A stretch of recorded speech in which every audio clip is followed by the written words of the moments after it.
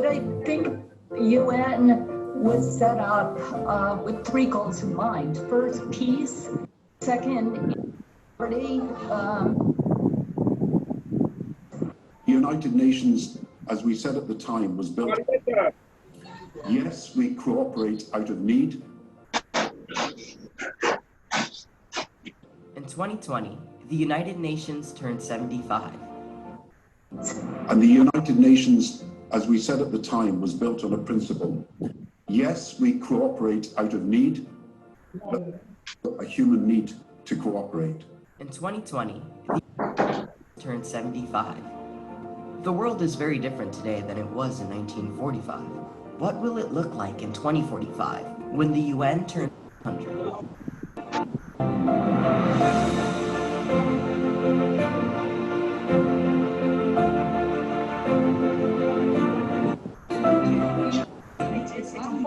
Yes, Madam Mariana, would you please share with us the message of the first Vice President of Azerbaijan, Mrs. Mahirvan Aliyev? I am confident that the web conference will contribute to the ongoing global conversation on the world future that was launched by the United Nations earlier this year. We want to thank NGIC for organizing this celebration of what was said to be mankind's best hope, the United Nations. And when the strong help the weak, all stronger. For cooperation, bilateral cooperation, than the control of infectious diseases. And we have seen in the last few months how necessary it is that a pandemic which knows no borders, the solution knows no borders either. Now, the global public goods that you've just talked about are not just global public health. It is peace, it is a clean environment, it is the sustainable development goals, all of which need cooperation, where we recognize that our fate depends upon each other. Imagine the possibilities. How do we get there? We know the threats. Let's face them together. It is we children and future generations that are going to suffer the most from these consequences if we fail. Our challenges are immense. No nation can solve them alone, but together, we help. Hello, everyone. I understand that we are now streaming live on Facebook, so I shall call our panel to order. And I think we're all very pleased to be part of this Nizami Ganjavi International Center web conference, which is looking at a range of issues around the United Nations at 75 year. I congratulate the United Nations on this 75th birthday. It's something that after all ups and downs, the United Nations still stands strong and a symbol of hope for the whole world, that we can get back someplace that we can gather and discuss and resolve things that we have not been able to do it bilaterally. So sorry. Okay.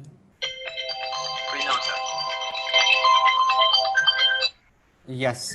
Renata, dobar dan, Ivo Šlaus. Okay. Ivo Šlaus. Kako ste? Okay. Now, Gary, we can. Dobro. But if before. Da.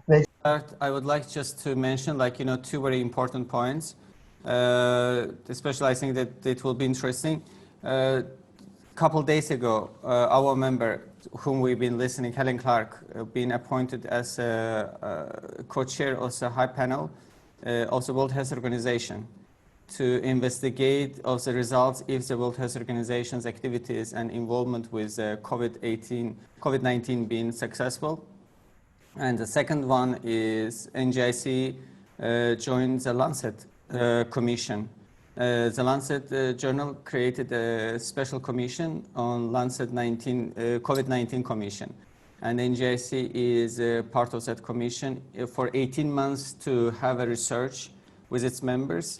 And two co-chairs is already high commissioners in the Lancet in order to provide expertise and on a daily basis. And the good part also with World Academy of Art and Sciences, we discuss on a weekly basis until UN 75th or October to host on a weekly basis conferences in order to share as much vision, experience, and thoughts that we can. Gary, the floor is yours. Thank you, Rovshan, and good morning, afternoon, depending on where you are. To all of the panelists, thank you for joining us. First, I'd like to thank our partners, Rovshan and NGIC. We're working closely with them, with the World Academy, on this series of events. We're also working closely. I want to give you a little context for this meeting. We saw in the video, and you all know from the announcement that went out before this meeting, that we're looking back to events that took place 55 years ago, 65 years ago, 75 years ago with the founding of the UN, and the very significant event in 1955, when the Russell-Einstein Manifesto was first released. And in the note which we circulated with the announcement for this conference, we tried to trace the conditions under which those 11 Nobel laureates signed the manifesto out of a very, very serious concern for an existential threat confronting humanity in the form of nuclear weapons. We breathe a sigh of relief that since 45 and since 55, that those weapons have not been used. But we all know they're still around. When we look back on the concern, the deep concern that prompted the signatories of the manifesto to release it, and the subsequent events over the years leading to the founding of Pugwash Conference, then to the founding of the World Academy of Art and Science by a number of the signatories to the manifesto, and then to the first atmospheric test ban treaties, the NPT, and eventually to the START agreements and the beginnings of reduction in nuclear weapons. We all know the issue is not closed. But two things have come out of that review. We realized that the primary concern at the time of the founding of the UN and at the signing of this manifesto was for national security. The main objective was, how do we avoid war between nation states? And though we have succeeded in avoiding global conflicts, as we saw in the last century, we know we have not succeeded in avoiding conflict itself. Presently, I'm based in South India, and we had recently a conflict with China on the northern border. Right now, in the last 3 days, there's been aggression in the area of Nagorno-Karabakh with Armenia and Azerbaijan. We know we have not tackled even the issue of the security of national borders. And I don't have to mention all of the other places in the world. These are only the most recent events. But today, we have much more at stake than merely trying to stop war between nation states. In fact, given the intensity and the complexity and the multitude of challenges that we face, it no longer looms as the largest in the minds of most of humanity, though it's still very important. In June 15th to 19th, the World Academy partnered with the United Nations office in Geneva. David Chikwaidze is our partner in this and a key team leader in this project, looking at what we call global challenges in the 21st century and the type of leadership we need to meet those challenges. And as we're all fully aware, those challenges are not just nuclear, they're not just pandemic, which we're all preoccupied and the media is preoccupied with, but they cover virtually every sector of life today. We have the rising unemployment that's already happening and likely to be much, much more severe as the pandemic continues to have its sway. We have the rising economic inequality, which began or severely aggravated after 2008, and now is only going up higher due to the current dislocations of the world economy. We have the retreat from democracy, the return to ideas and behaviors which we thought were of the past.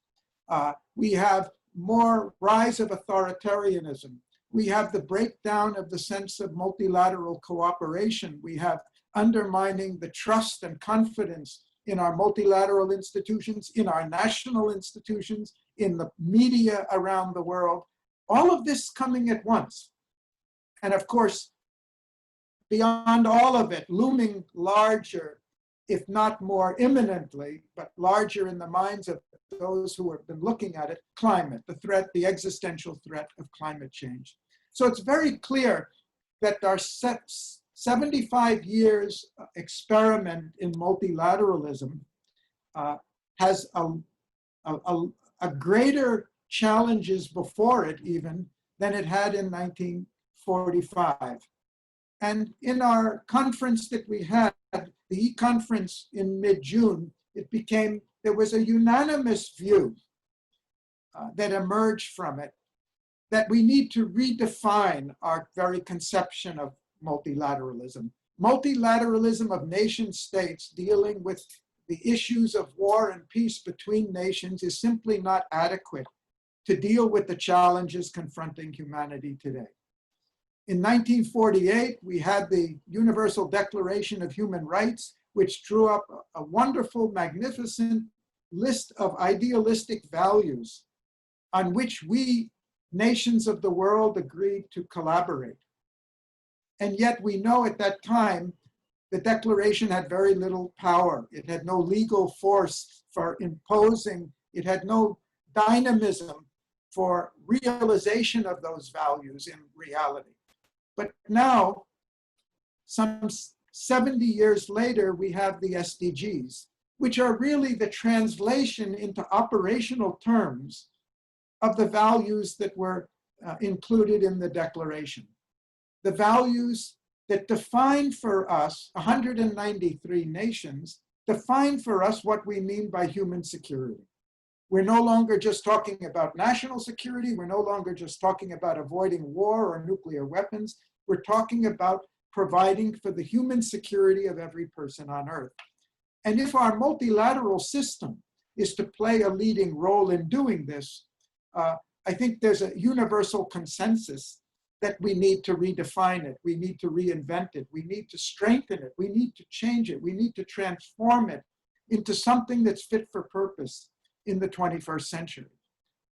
And in saying that, I don't just refer to the multilateral institutions, but I mean the entire system of relationships between people on Earth and nation states on Earth and organizations on Earth, all of the stakeholders in this process. So we're very pleased to be part of this event. And I just, building on what Roshan said, we want you to view this event as a step in a process. This is not meant, we're not intending that out of this discussion and the one we have later today, that we're going to find all the answers we need. We have a process that's going to lead up to a major conference at the UN in Geneva in late October, God willing, and circumstances willing. But one way or another, it's going to go ahead until we have a set of recommendations and joint conclusions presented to the United Nations on this in the form of conferencing and report. And we have many partner organizations involved with this, and we feel honored and privileged to have you joining us and contributing to this process. So we're not looking for all the solutions, but we are looking for your thoughts, your wisdom, your experience on how we can do better in the future and how we can redefine our conception, our organization, and our actions in multilateralism to address the serious issues that are before us today. So this is the objective of the meeting. The format will be, as I hope you saw in the circular, we've listed 3 questions. We'd like to go through and explore your answers to these 3 questions. Because we have a large panel, we may not get to everybody on every question, but I certainly want to get to all of you on the things where you want to contribute, and will do my best to do that. In view of the limited time, I have a request, and we have used this in recent webinars with great success, to request you to please limit your responses to 3 minutes each.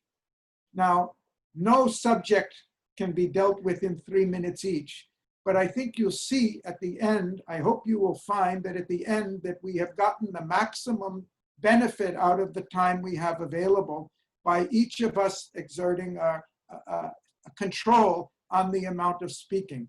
And just to help you with this, at the end of the 3 minutes for each presentation, you'll hear a sound like that, which you didn't hear, but it will be just a bell type sound to tell you the 3 minutes is over. I'd like to have 3 rounds, so you'll get 3 times to contribute on each of the, once on each of the 3 questions. So with that, I'd like to open it up and begin. And if I could, David, may I ask you, David Chikvaidze, to start us off on the first question. And the first question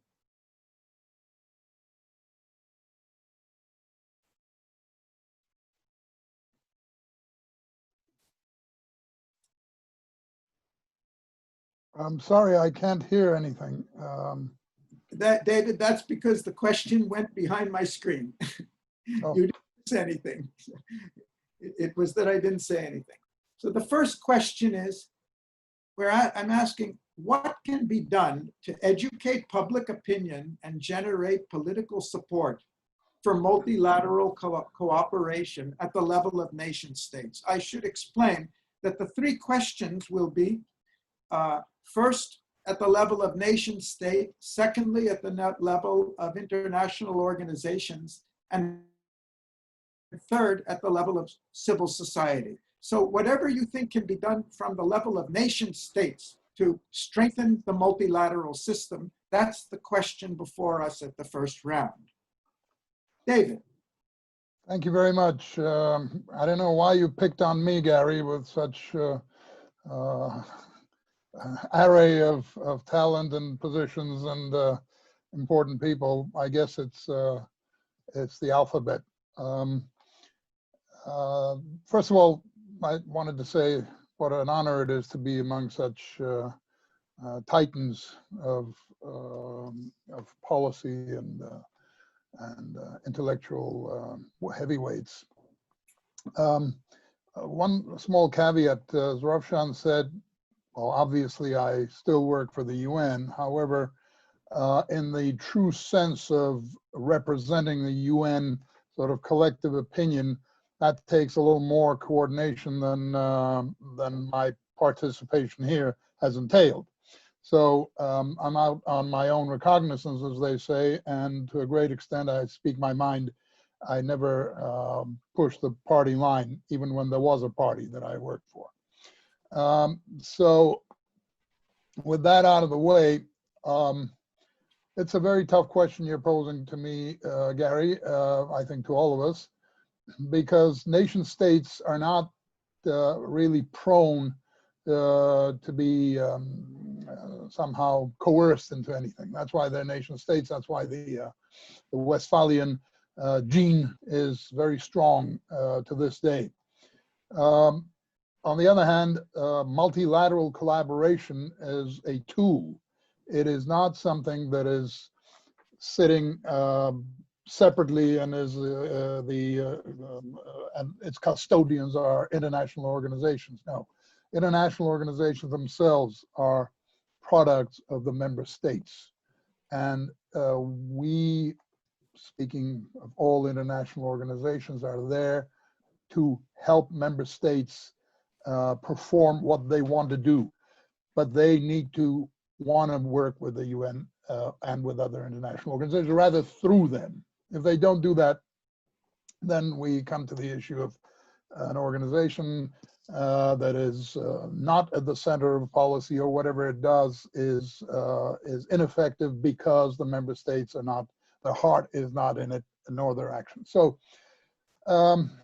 public opinion, yes, it is possible to work with public opinion, but the connection between public opinion and the nation state doing something is very difficult and tenuous, unless, of course, there are some major issues within nation states which nobody wants to see.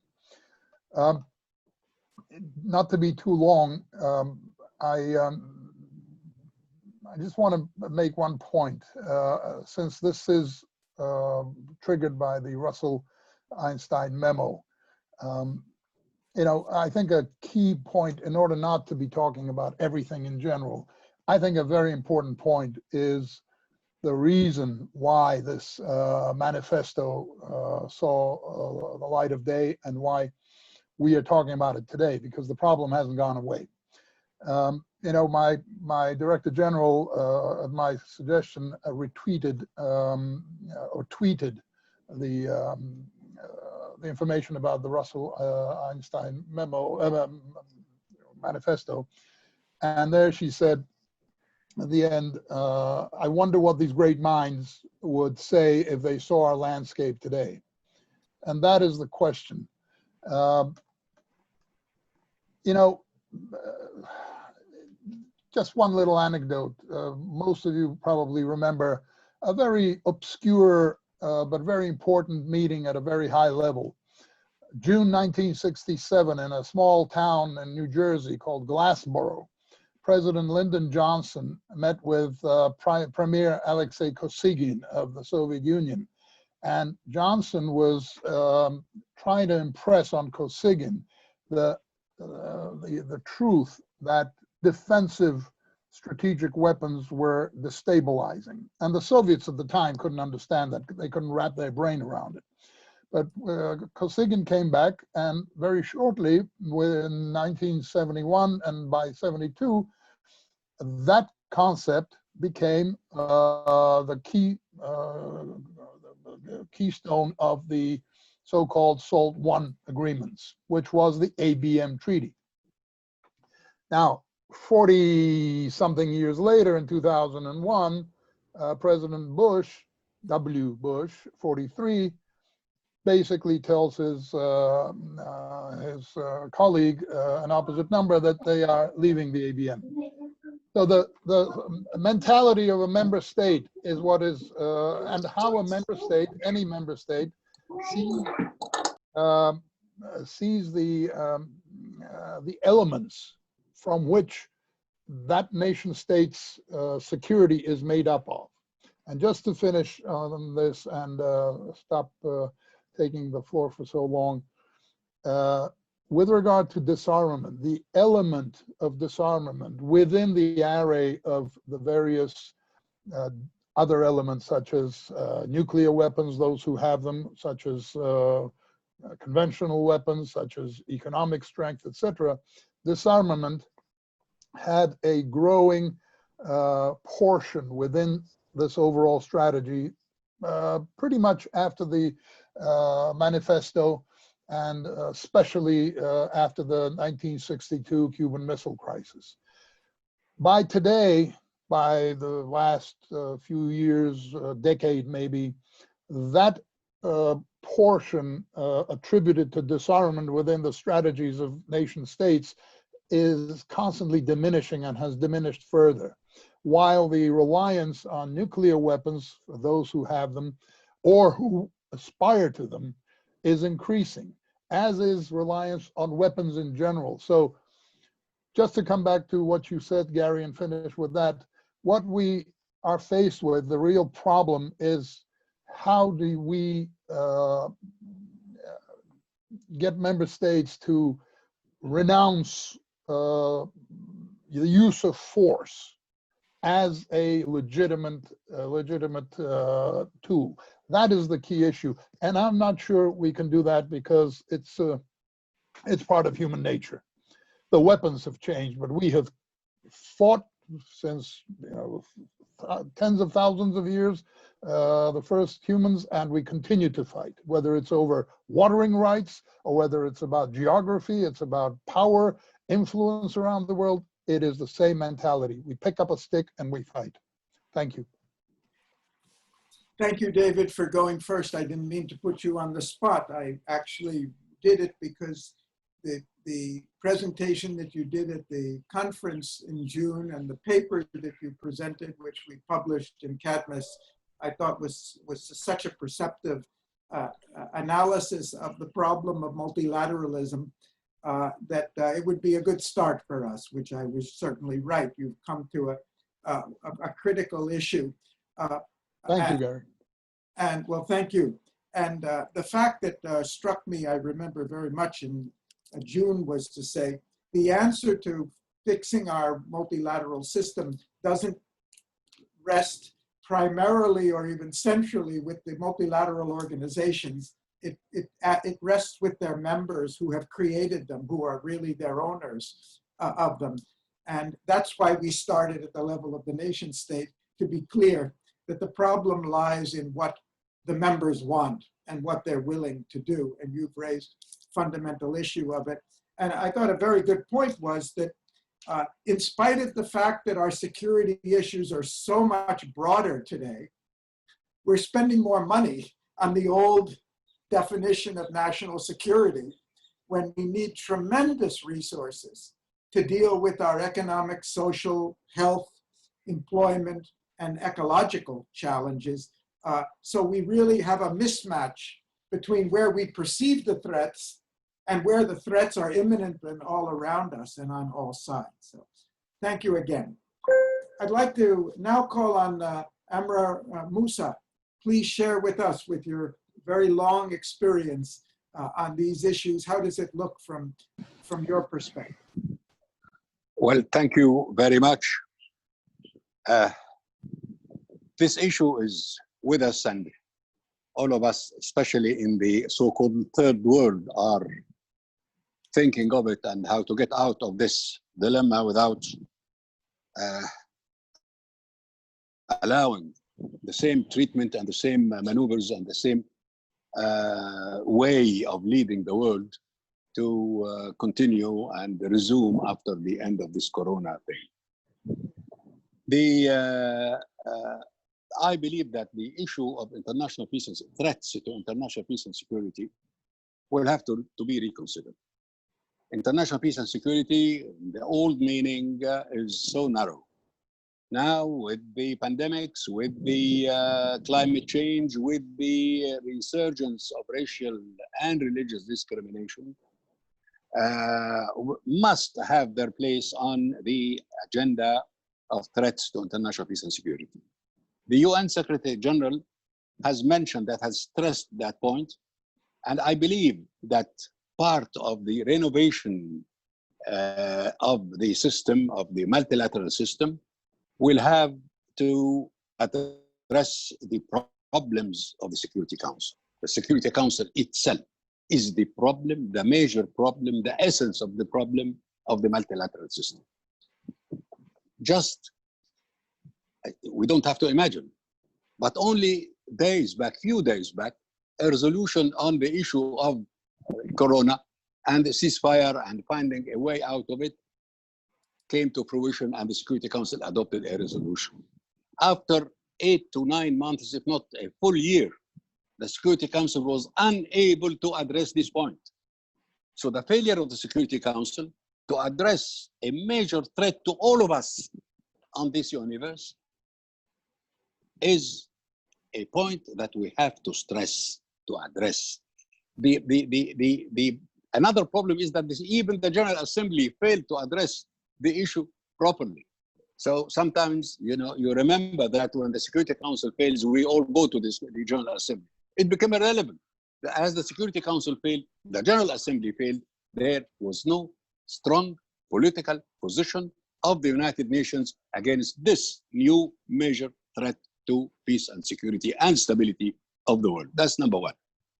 Number two, there is no replacement to the multilateral system, to the UN system. But the UN system cannot continue as it has been before. There must be a process of renovation.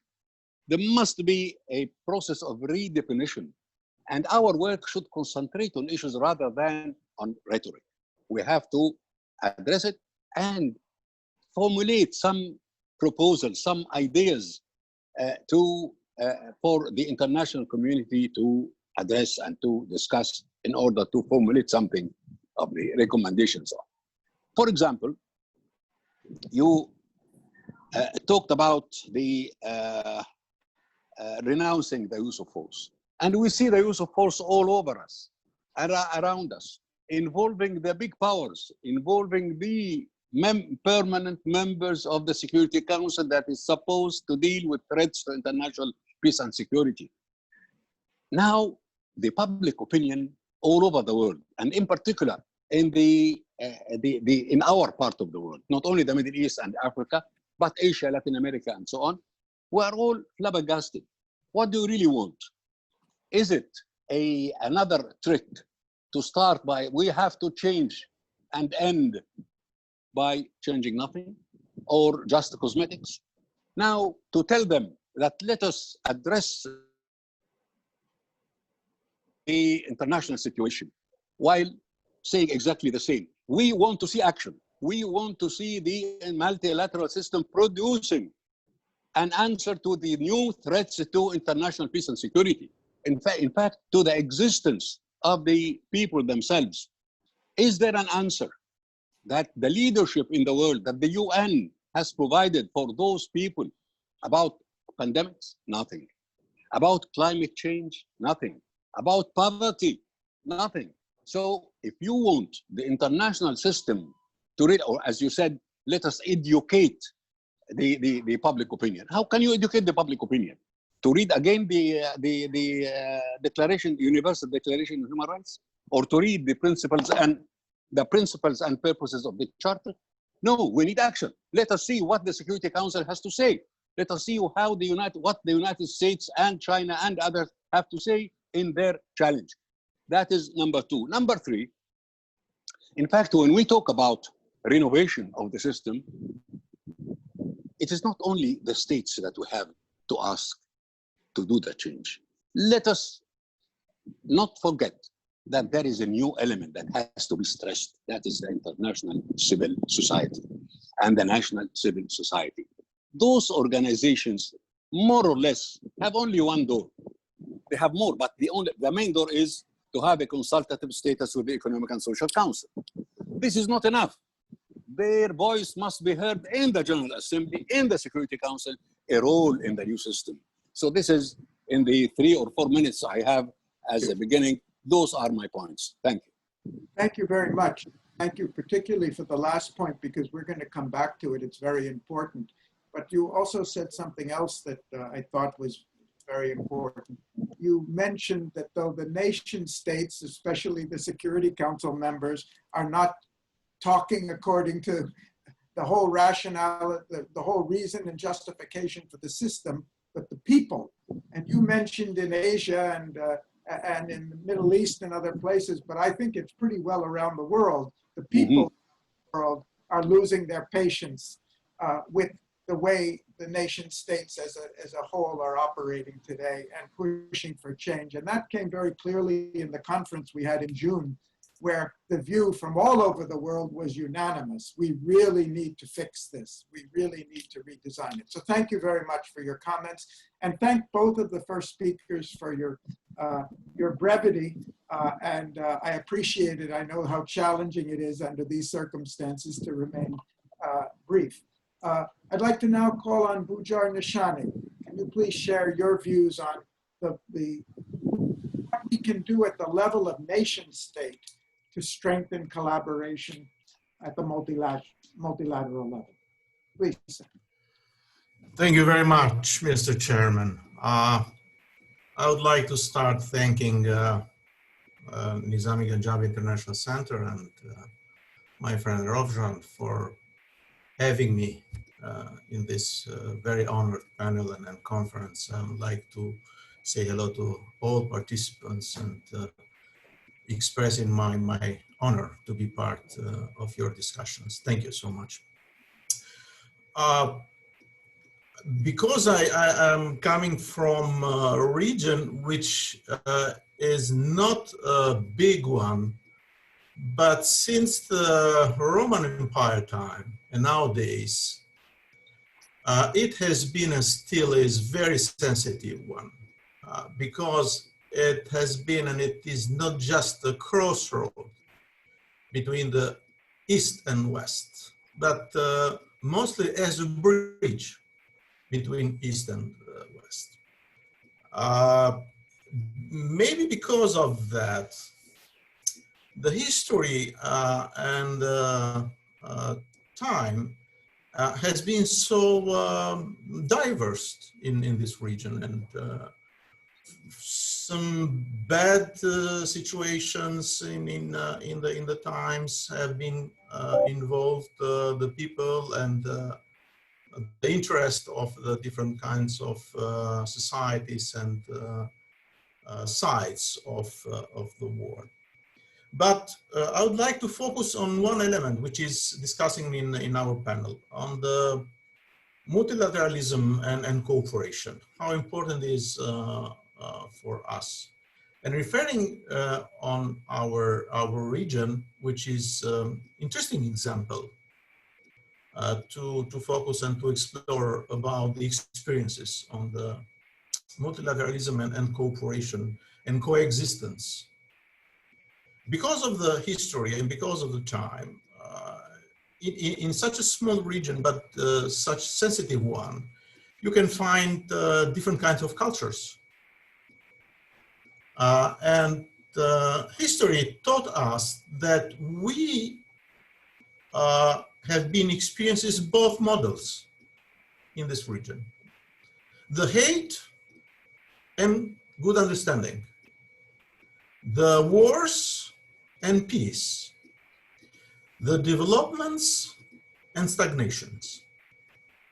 So from ancient history and even nowadays in the modern time, we still have experienced both models.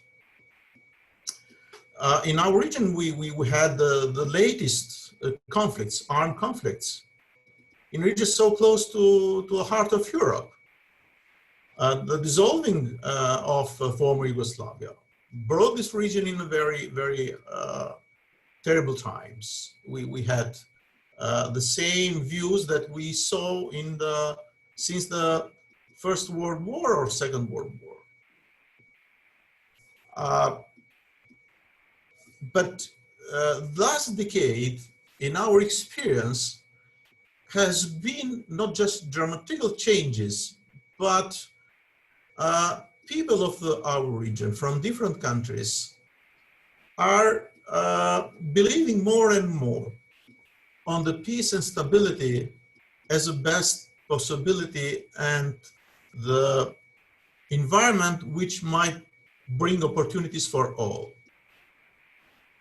In my opinion and my experience, it starts and ends to the respect, to the coexistence, to mutual respect and good understanding. Of course, it is not easy because not just our region, but the entire world has changed dramatically. Our world is quite different even comparing with 2 decades ago, or even 1 decade ago. So the interests of societies, interests of individuals have changed a lot. So we have to face challenges based or having in mind how we can put the equilibriums among the interests of the individuals, the cultures, societies, countries, but never forget that challenges are every day the same for all of us. We are discussing nowadays the COVID-19. Nobody is escaping from the risk of COVID-19. No countries escaped from the risk of COVID-19.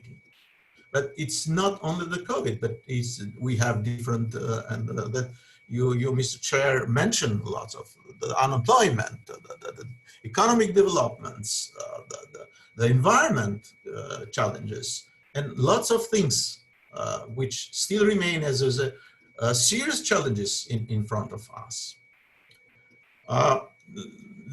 Last year, and more, unfortunately, in our region, discussions among the public opinion, not just on the politician side, is bringing back some real dangerous idea for discussing, for reshuffling the borders based on ethnic belonging, which it's, in my view, it's not just only a Pandora box opening issue, but it risks to bring us the same mentality and perception for the others which started the wars in this region.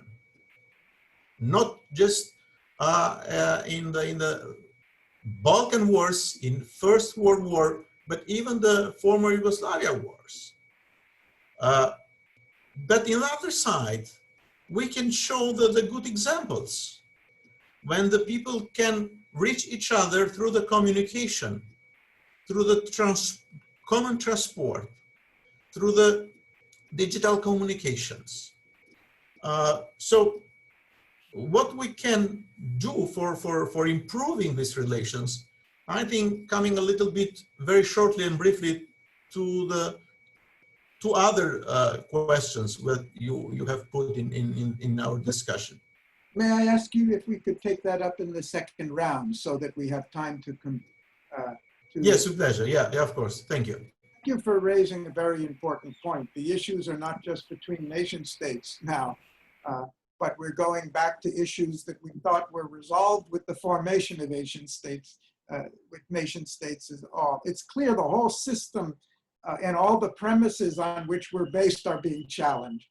We're going back from democratic directions, which all over the world. We're going back from decisions about Europe and the future of Europe. We're questioning everything today. And the question is it, and it's frightening to people, but there's also a sense that the loss of complacency in the existing system is one of the conditions to really change it. And the question is, how do we build the momentum for that type of change? Thank you very much. Could I now call on Mladen Ivanic? Please share with us your thoughts on what can be done at the level of the nation state. Easy question to start off with today. Easy question, but not so easy answer on that question. That's what I said, easy question. Hello to all of you, and it's a really pleasure to see so many well-known faces which I didn't see for a month, and hope that we will have a chance to meet each other without, I don't like this word social distancing, I like more physical distances. I hope that the problem will not, in some way, will be solved so that we can meet finally together again. And I'm very much thankful for the organizing this conference to Roshan and the whole secretariat of the Nizami Ganjavi International Center. Speaking about what can be done at the national level, I think that according to my opinion, we cannot say that all the countries are in the same position. I would, let's say, divide all the countries in two groups, maybe even in three, but let's say, for the purpose of simplicity, two groups. Powerful countries and not powerful countries. These are two groups. I think that the multilateralism by definition is not a problem for the small countries which are not really developed, and the, you know, let's say majority of the countries. I think majority of these countries will accept even a principle of normal voting without the veto in the UN. But the real problem is with the, which I call powerful countries. What do they really want, and how they see the multilateralism by definition. And the situation now is even more complicated there than 60 years ago. 60 years ago, there were two groups.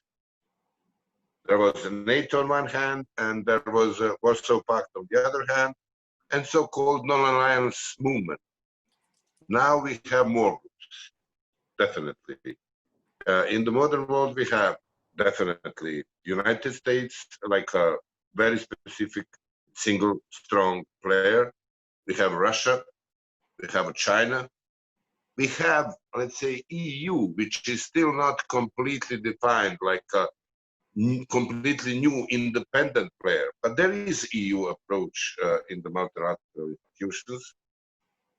And then we have countries which are emerging and trying to be economically and even military powerful, like Brazil, like China, I mentioned already, India, South Africa.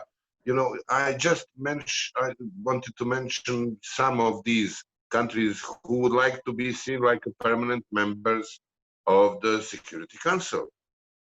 So the key for the multilateralism, for the real efficient reform of the multilateral institution is basically some sort of the agreement among the key players. Is that realistic at this point?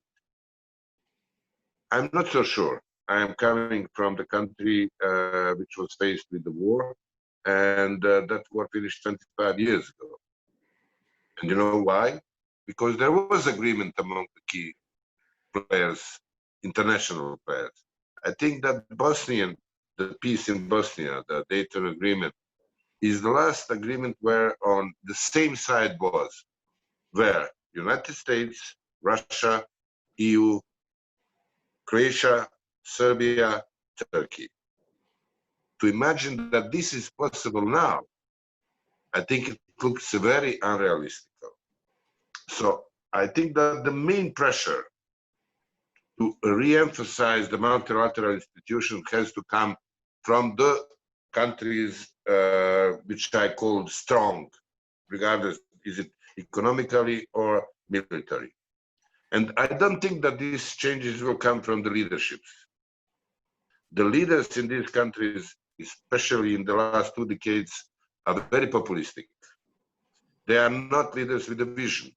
They don't want to make a compromise. They are simply trying to fulfill the lowest level of the expectation of their people. So the real pressure has to come from the academia and from the civil society.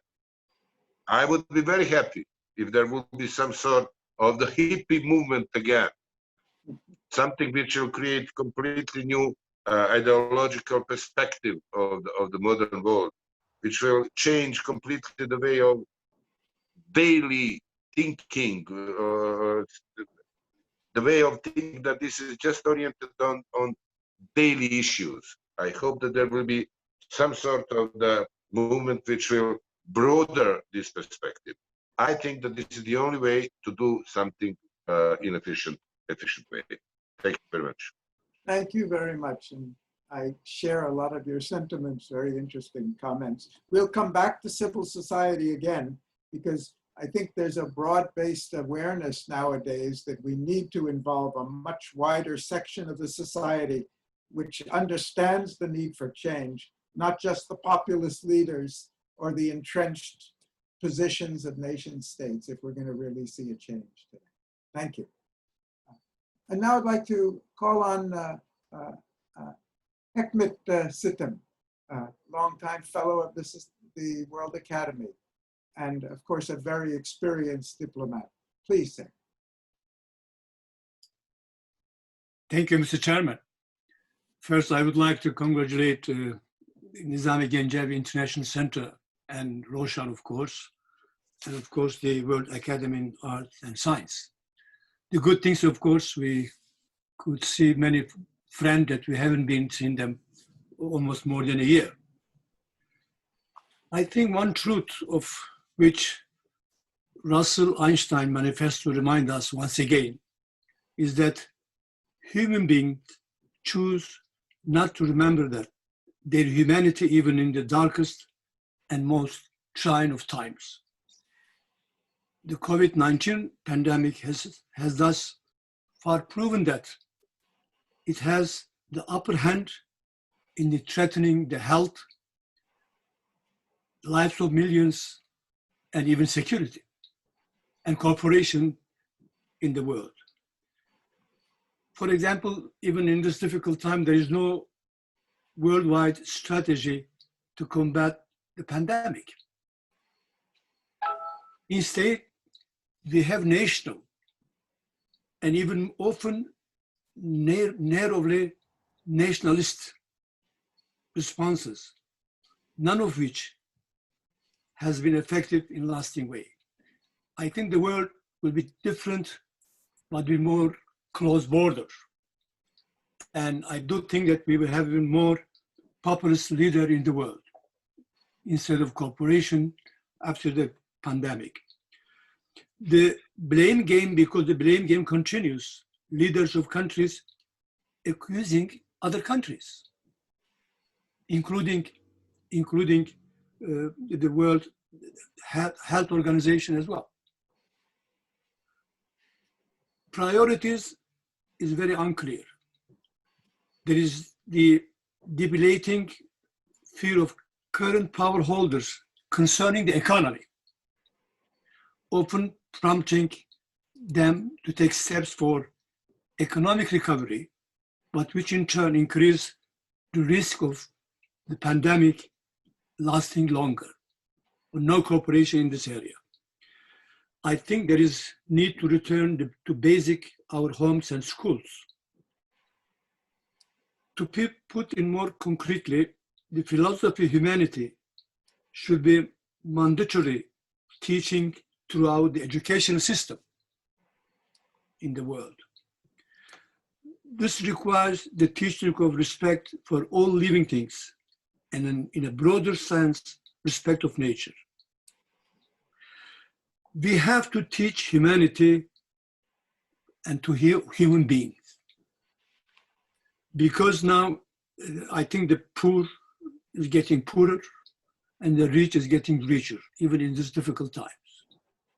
Because if you look, for example, for the United States, if you look at the number of deaths, of course, more and Black people and the poor people are affected by the pandemic.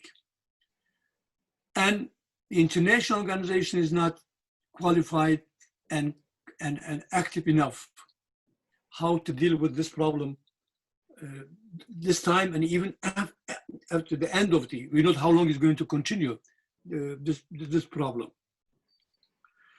I think the Russell-Einstein Manifesto is certainly as relevant today as it was 65 years. But the problem is that they call to human beings to remember their humanity, but is still failing on deaf ears. And I think I hope, of course, maybe I'm a little bit pessimistic about what will happen after the pandemic. And shortly, of course, I think that will be less cooperation, unfortunately, and will be less to work together and civil society with international community and so on and so forth. And I think there will be more nationalistic response and more nationalistic view in many countries, because no one at this moment cares the other countries now, even the European Union. And because it was very much unexpected pandemic, of course. But after that, the pandemic, of course, you could expect that the big countries, the important countries, will take lead how to deal with this. Instead of doing that, they try to criticize each other. China is responsible, the US is responsible, which is what producing by humanity, or what was and how it came from. I think the world will be a more difficult time after the end of this pandemic. And we will need more cooperation, more work and dialogue with each other. But who is going to take lead of this? I think we expected UN will do that. But UN at this moment, and as mentioned before, is not able to deal with this problem and how to have a better world after the pandemic. I want to be optimistic, but I'm not. Thank you very much. Thank you. Thank you very much. Thank you for being frank. That's important. Now we're going to hear from our representatives, different representatives from civil society on what they think the nation states can do. Can we start, Abdulaziz Wajiri, please share with us your views.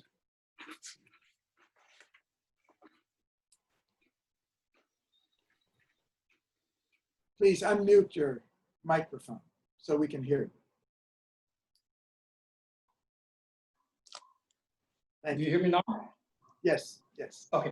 Well, I'm very honored and pleased to be with this eminent panel, and I thank Nizami Ganjavi International Center, my friend Roshan, and also the World Academy of Art and Science for organizing this web conference. I think that as we received from the organizers, that the objective of this panel is to address the global leadership vacuum. There are three questions put to discuss this issue. Nobody doubts that there is a vacuum of leadership in the world today, and there is a very harsh confrontation going on between the superpowers, especially between the United States and China. And the world is not in a very better shape in this juncture of time. Wars are erupting everywhere in the Middle East and some other parts of the world. The United Nations Security Council is ineffective to stop these wars and to find peaceful solutions to the problems that are causing these wars. And I think we are now watching a world that is disintegrating in a way or another, despite the propaganda that is going on, that we are under the umbrella of the United Nations and the Charter of the United Nations. And this is just, a slogan that does not feed anybody. It is just some words in the sky, in the air.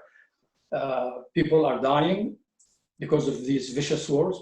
People are dying of hunger.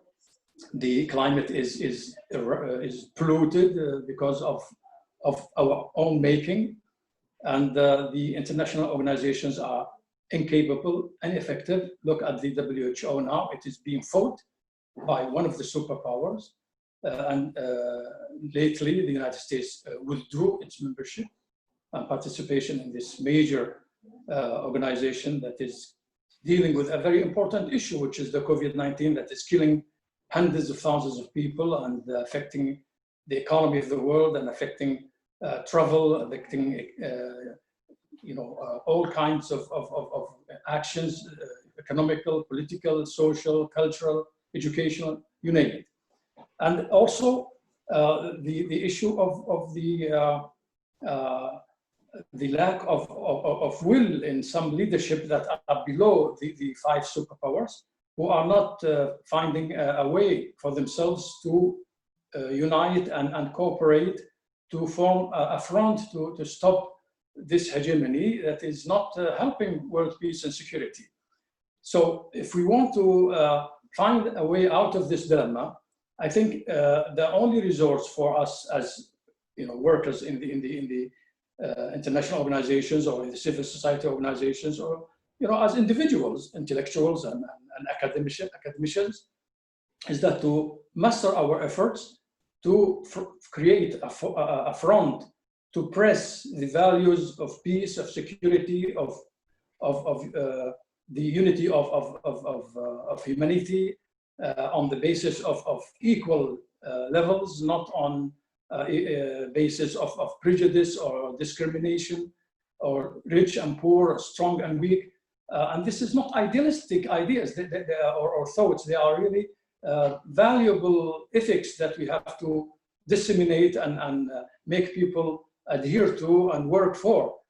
This can be done through education, through media, through such conferences. And I would like to commend this step by Nizami Ganjavi International Center and the World Academy of Arts and Science.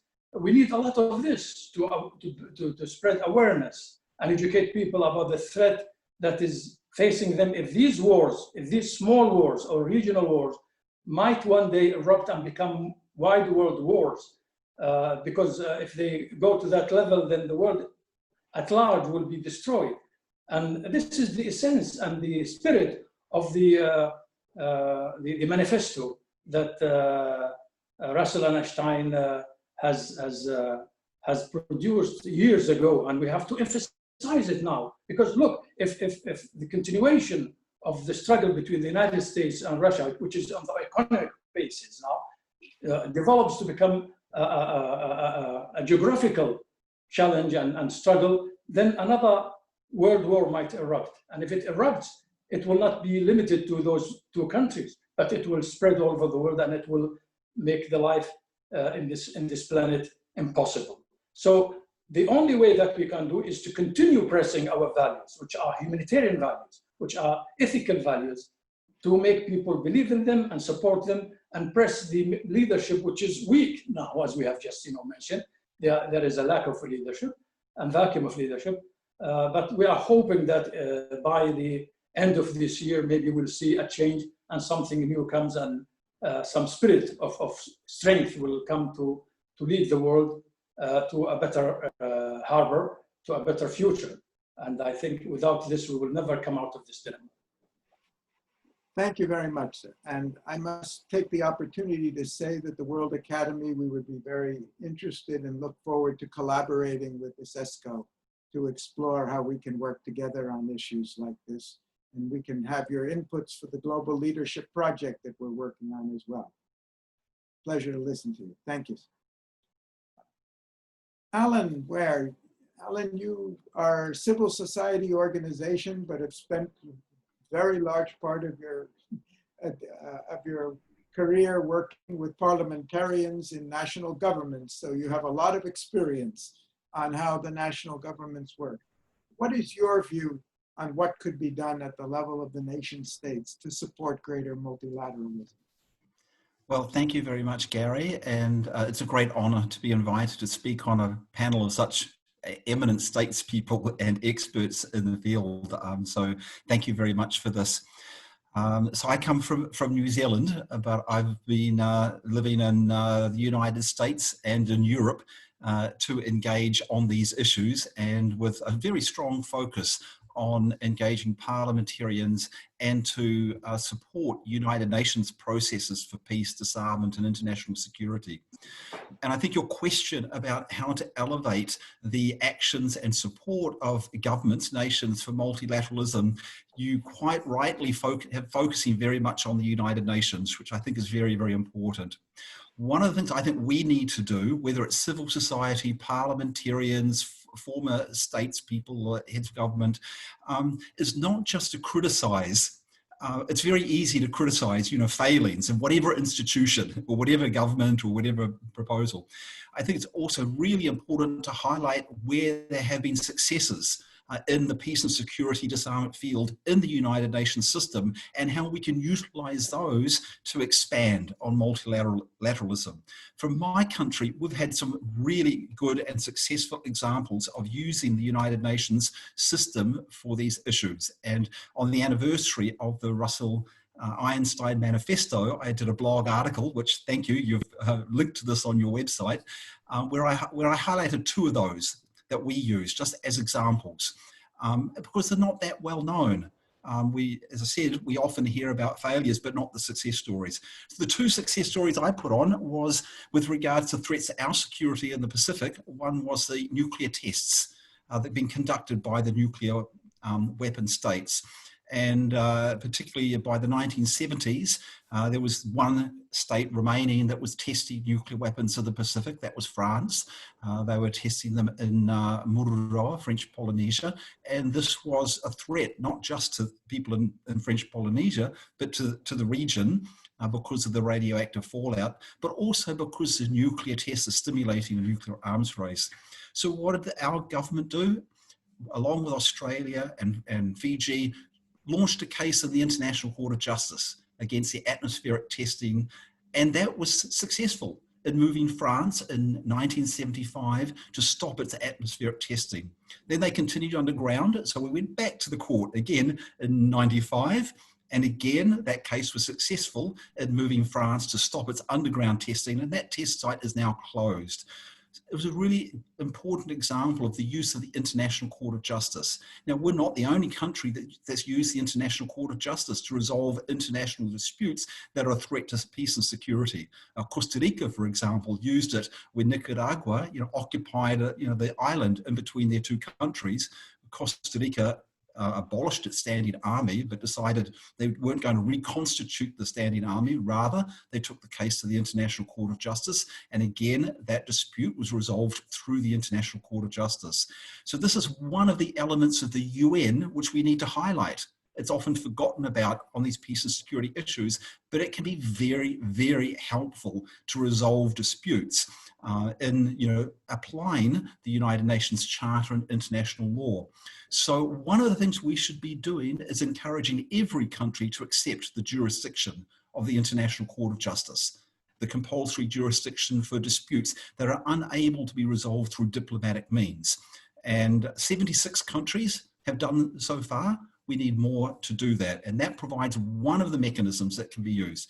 But it's not the only one. In the blog article I wrote, and I'll put in the chat box here and also on the Facebook streaming page, a link to the article, I also highlighted one of the other systems or mechanisms within the UN process. That is the good offices of the Secretary General and mediation support.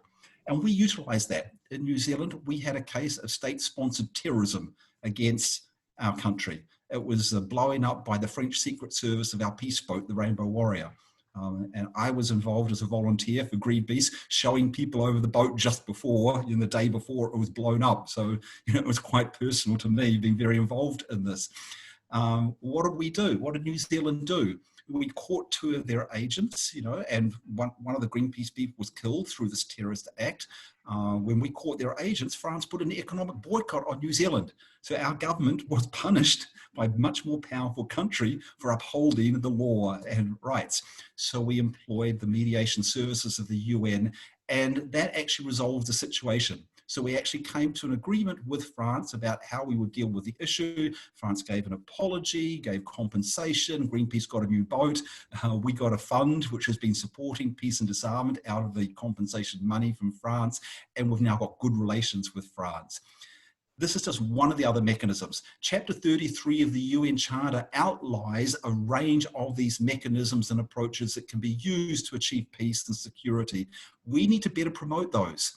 Not just Article 2, which is the commitment to not threaten or use force in international relations, but also all the mechanisms in Article 33 about how you can resolve these conflicts peacefully. And emphasize this positive value of the United Nations to assist in developing peace and security without relying on the threat or use of force. And finally, I'll just add, and I'm really thankful that you raised this at the beginning, it's not just about the hard peace and security, which is military threats, etc. It's also human security, and COVID-19 is an incredible example of a threat to public health and human security from a global issue. And what role did the United Nations play? We know the Security Council did not act, and fully. We remain total criticism of the Security Council, but other parts of the UN were vital in the management of this. The World Health Organization, right in the beginning, put out advisories, helped health departments. Our country, New Zealand, picked up on what WHO was doing, put in a management plan, and basically got rid of COVID-19 in New Zealand.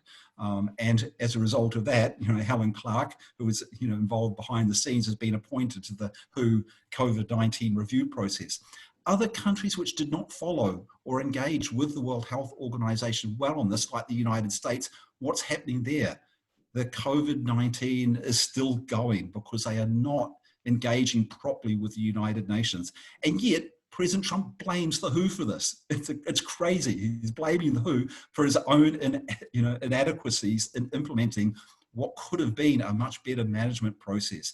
So again, highlighting the successful stories of the United Nations and cooperation with member states on human security issues, and I've just mentioned COVID-19, there's many others on development and on human rights.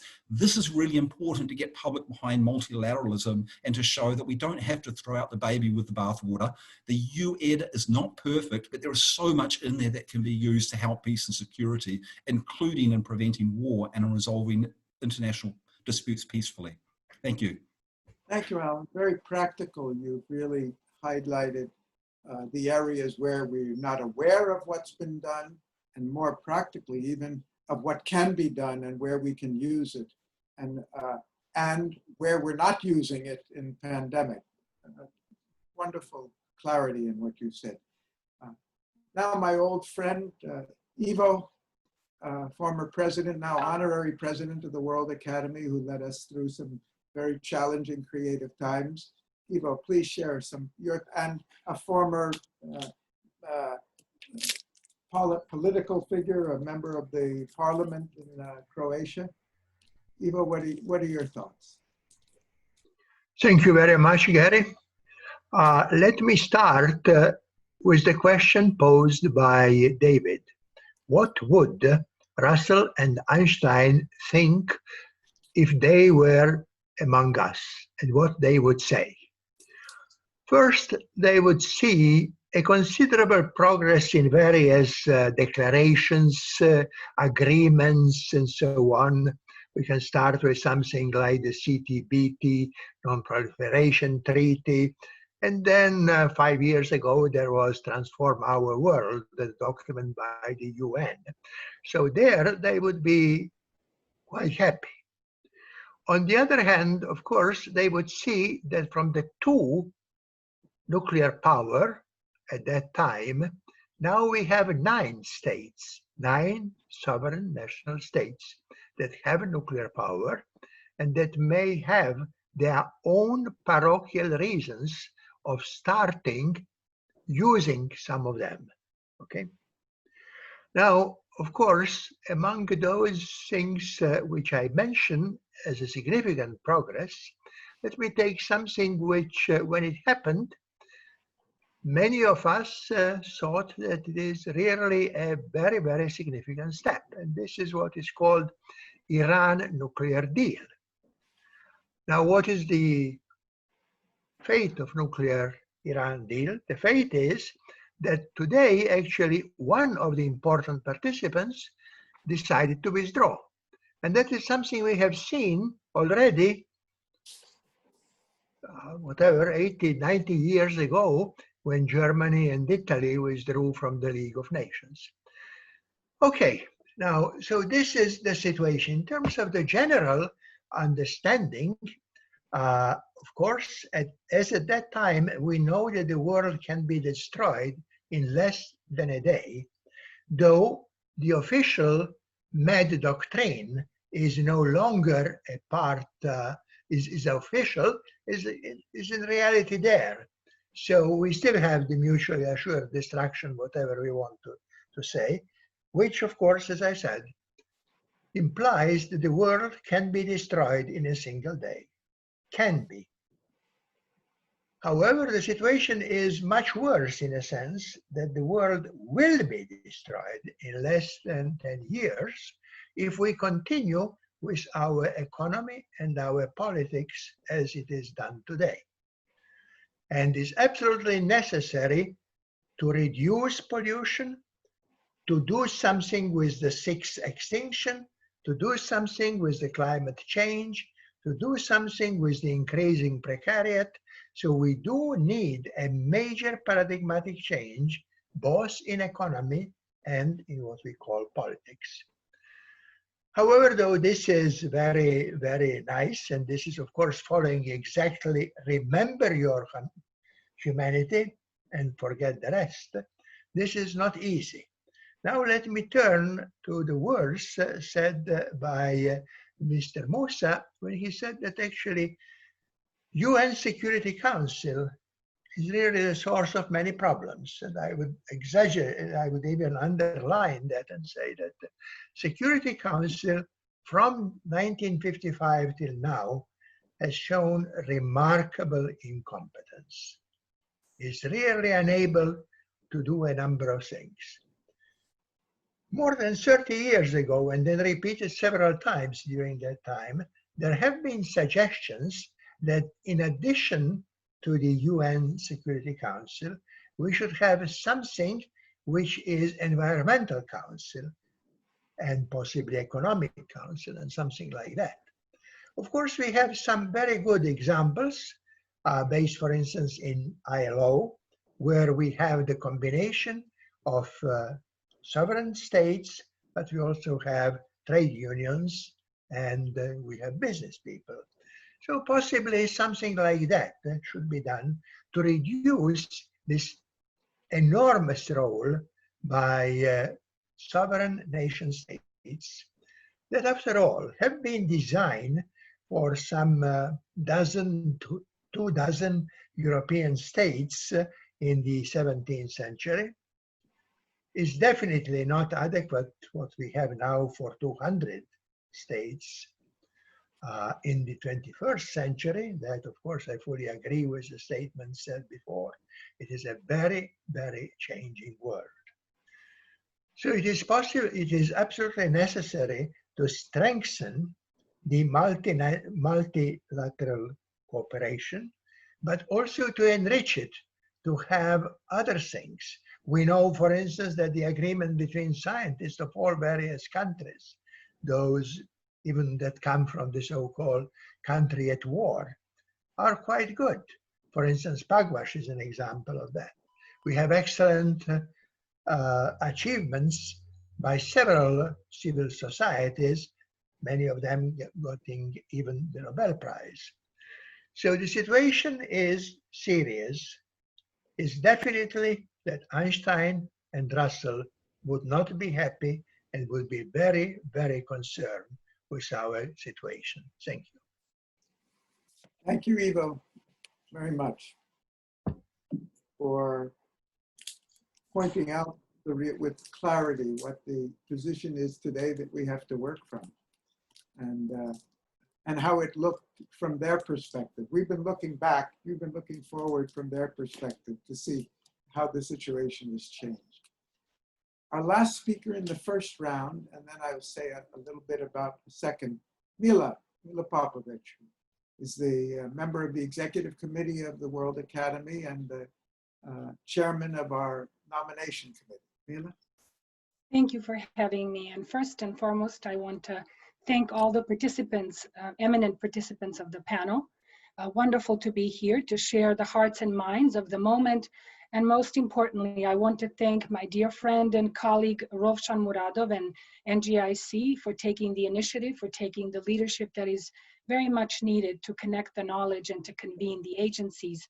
So wonderful to be here. And I would like to think with you for a minute about something that just might be hidden in plain sight. A strategy that might be hidden in plain sight as to how to both, on one hand, educate the popular opinion, as well as to generate political will and political support.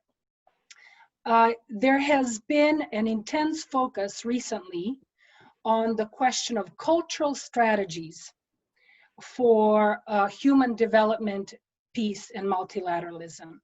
They have been recognized as key for the realization of SDGs. And last year, in 2019, at the UN summit, that sort of captured the last 4 years of SDG realizations, how we've been tracking after they have been kind of approved and accepted and adopted in 2015. What the UN summit has found in a very significant report is that arts and culture have been grossly neglected and sadly underutilized.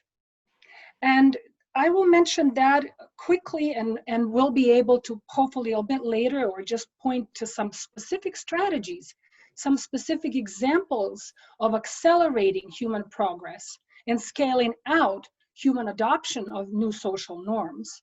We have examples, we've done it before. I don't think we have connected some historical dots in order to now, with intention and consciously apply these methods for accelerating and scaling out global transformation. So before I go there, I would really like to revisit the question of human security that Gary and others have mentioned, to redefine now what human security means in terms of moving historical context from the Cold War to the 21st century and the current moment that we are in. That human security now is seeing not only positions of national governments over, as David poignantly pointed out, just exchange of refinement of weapons with failing to change human consciousness. What we are seeing now is, amongst others, a trifecta of pressures, which is environmental emergency. We are seeing total economic distress, but we're also seeing activation of social agency, activation of social innovation. And there lies the greatest opportunity of the moment. That is, again, it is not hidden in plain sight. It is outpouring in the streets and in the initiatives of communities and civil society. So I would like to connect something that Alan mentioned on the vertical scale of highest level of policy making and the capacities of the UN that are still valid, that are still relevant, that still need to be highlighted. And kind of point out a double axis of action. Couple that vertical high-level policy-making aspect with the broadest base of human agency, that is the social agency that we have, so we can have a full coordinate system to guide us towards global transformation, and that is key. So in terms of redefining human security, and the outbreak of the pandemic has truly thrown these issues in the sharpest relief. The systemic dysfunction of the old paradigm is thrown in the highest relief. And it seems, as Alan has pointed out, that there has been a powerful reversal of the notion of progress, of political power, because we now are witnessing that one of the greatest economies and greatest powers on the planet, as the US, is demonstrating tremendous weak links, if not profound systemic failings already, in allowing loss of human life, loss of human ingenuity, and loss of human agency that is gathering right there and not catalyzing it properly. And other nation states seem to be left for themselves to fend on their own. But the question of multilateralism, now seen within this larger contemporary context, is no longer a set of positions of nation states that they can come together, agree on something, as we have done before and successfully, even on SDGs, but that there has to be a broad-based inclusion of social agency, of human experience, of human ingenuity in that sense. So when I speak of cultural strategies for human development, for peace, for multilateralism, we're also talking here about systemic engagement of arts. And arts as a knowledge system that has been proven to be a whole brain activity on the individual level, but also massive mobilizer of human agency, both on the macro scale. It has the integral transformative capacity, but also on the macro scale, it has the ability to inspire, mobilize, and activate human agency. So I will just add one more comment here to tie it back to Russell-Einstein Manifesto. And then maybe in another round, I will address specific strategies on how to do this. When the masterminds that founded the World Academy and seeded these other remarkable scientific organizations, when they address humanity with words such as this, we are speaking on this occasion not as members of this or that nation, continent, or creed, but as human beings. We're all equal, equally in peril. And if the peril is understood, there is hope that they may be collectively way to avert it. We have to learn to think in a new way. And again, we appeal as human beings to human beings. Remember your humanity. In the domain of hypercognitive way of trying to bring bring solutions to the problems, what we profoundly need is to sensitize ourselves and each other, not only to our problems, but also joint solutions that we can make. In a world that through tremendous violence and threat and poverty and hunger and human struggle, we have been desensitized by the overwhelming violence, by the overwhelming influx of information, and the sheer anxiety of the threats. We have strategies by which arts and culture can be utilized, engaged systemically to sensitize us again to our humanity and truly bring broad-scale solutions. Thank you, Mila.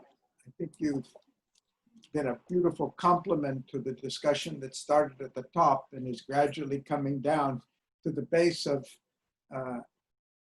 society. And as Mladen said, you know, the real changes that started in the 60s and the 70s, they didn't start at the top. The whole environmental movement never started at the top. It started at the bottom and finally raised the level of discontent, the anti-war movement. I'd say even the anti-nuclear, it really started at the bottom. Alan's very active, so active in the nuclear abolition movement. He knows how many thousands of organizations of civil society raised the awareness, raised the intensity, and put pressure on countries in the 80s. And finally, we saw some results of it. So I think I like your double axis very much. I think it helps that we keep thinking the answers are all up there. And then when we look up there, we're not very motivated by what we see. We put them up there. So we've got to go back to the roots of the problem. Thank you. We're not going to have time for 2 more rounds for sure. And I want to thank you. By and large, you have all kept to your commitments on time very well. I would like to give opportunity for another round of brief comments, and I'd like to leave it open. We had 2 more questions. One was on changes within the multilateral system of the international organizations, the other on what could be done in civil society, and interestingly enough, we've already been hearing a number of ideas about what role civil. Without too much structure, we've heard a very interesting round of views from different perspectives. Whatever you would like to contribute further, wherever you think there's something further we can say about how do we move towards the redefinition, how do we move towards the redefining. And I'll take you in the order that you would like to speak. Amre, would you like to go first? No, not at all. No, not necessarily. Okay. So in whatever order, who would like to further comments?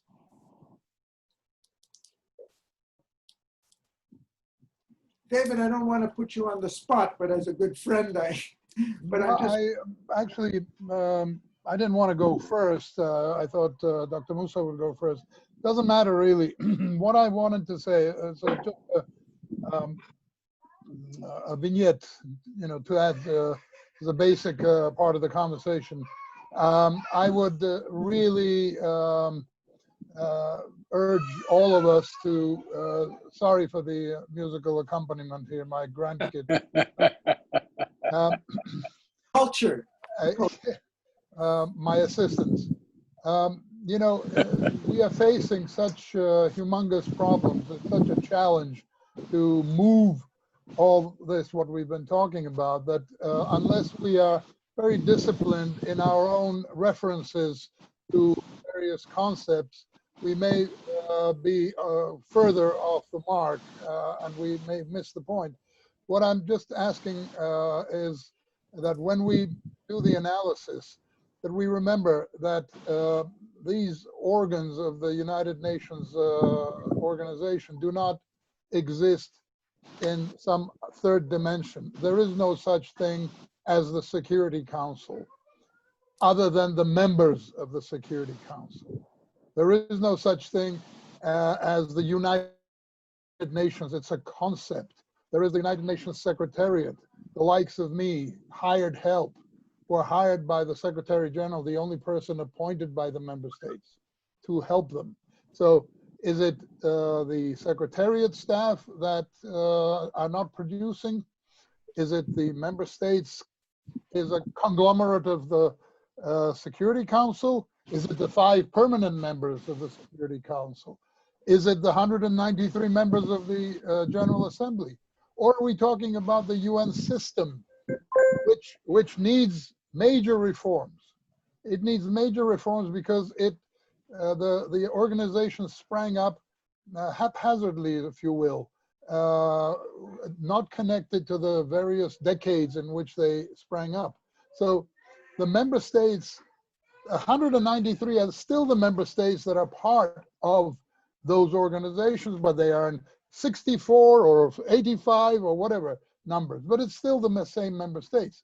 So that needs to be reformed. However, all the reformation, when we talk about the UN being outdated 75 years later, member states are not stepping up to do this large reform.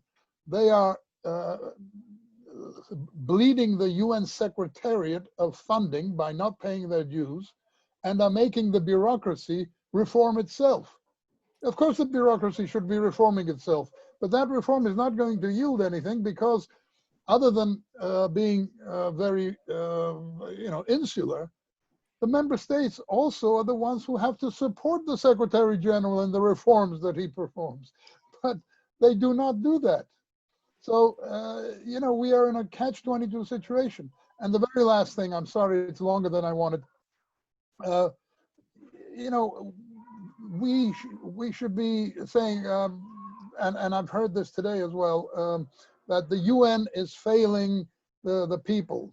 Well, the UN is being overextended. It is being given things to keep it busy, as it were, things that are soft things.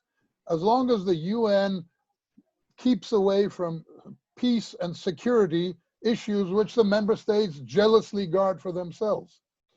And the UN then is tutti frutti, it's everything for everybody. And a simple example, the World Health Organization, it is being called upon, it is being beaten up because of not seeming to perform what it is being called upon to do, whereas the World Health Organization is a norm-setting organization. It is not an operational organization which is created in order to address Ebola or COVID-19, etc. It is a UN organization, and as all the others, it is a bureaucracy. Except in this particular bureaucracy, I don't know, 95 or 97% of the staff working there are doctors with a medical diploma. But it's still, the World Health Organization has a body that governs it, made up of member states. So I just wanted to bring this to the front end so that we always keep this in mind. I know we all do, people here are, creme de la creme, but it's something that I think as part of education, I always say to student groups and to the wider public whenever I speak, if we don't answer ourselves the question which UN we're talking about, we'll be missing the point. Thank you. Sorry for the long diatribe. David, thank you for such a rich insights about how it looks. And one thing came to my mind when I was listening to you. When the UN was founded, there were only 60 members or 55 members, you can correct me. The very fact that we have 193 members today is because we have the UN. It was never planned at that time. And they never would have had the protection and the support they needed to exist. And so I think your call that the members should understand how much they have received, which is what Alan was trying to say, how much more can be done. but I think we all have to recognize with gratitude that we wouldn't have as much as we have today, and the freedom of the world today, as much as we do have, if it wasn't for the UN. So there's a lot we can do. Thank you. Yes, Hikmet, please. Thank you very much. I think when we talk about the reform and the multilateralism, the important thing is why we need that. Because the world is facing very important problems today. How we can deal with this problem? I want to underline very important ones. For example, terrorism, the refugees, especially the Europe and the country of the region. The third one is the climate change. The fourth one, nuclear weapons. No change, and look at what happened to Iranian deal now. And we don't know what's going to happen now. And the fifth one, economic cooperation, because after COVID-19, how the developing countries will deal with the foreign debt, which is very, very difficult to pay them back, because the poorer are getting poorer. And would it be possible for existing international cooperation, the World Bank, United Nations, and others, to deal with these problems, or we need a new kind of organizations? I think new organization is not recommendable. The only thing we need is reform. I think all this international organization has to change, and they need reform, because the problem is that what we are talking about, how we are going to solve the problems, that many of them are global problems, and we need to do them, deal with them. And maybe the last point for this problems is frozen conflicts. For example, like Nagorno-Karabakh and other frozen conflicts in the world. And now, if I go back to what I have said at the beginning, and I think the situation will be even more difficult after the COVID-19, because the people will be too much nationalistic on their own country, and I don't know how long it will take, because there is a lack of leadership, and the leadership of the country, the leadership in the many parts of the world. And when we talk about the solution, how the new things, how we are going to deal with these problems, because they are all there. Look at the Middle East now, the problem is there. In Middle East, the Eastern Mediterranean, Yemen, and many other problems. Thank you very much. Thank you. Thank you very much. And for your brevity also, that was very considerate. Who else would like to add? Okay, then we'll take Amre and then Alan. Well, thank you. Do I have the floor? Yes, you do. Okay, thank you very much. I believe David was absolutely right in what he said. He talked about the reality of the situation in the multilateral systems. But I wish to draw the attention to the concept of the multilateral system. And sometimes concept is more important than reality.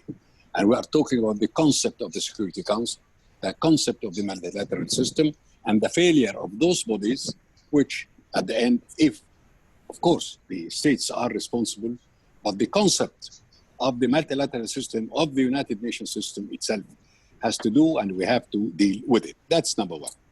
Number two, our debate today, I believe, missed one point, which is the looming Cold War between the US and China. It is in the offing.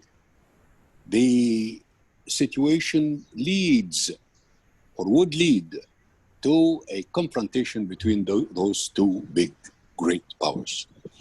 If we discuss the future of the international system, of the multilateral system, we have to bear in mind that the environment around the system in the next few years will be an environment of confrontation, of perhaps violence, of very furious competition between big powers, and therefore that should behoove us to think of what should we do.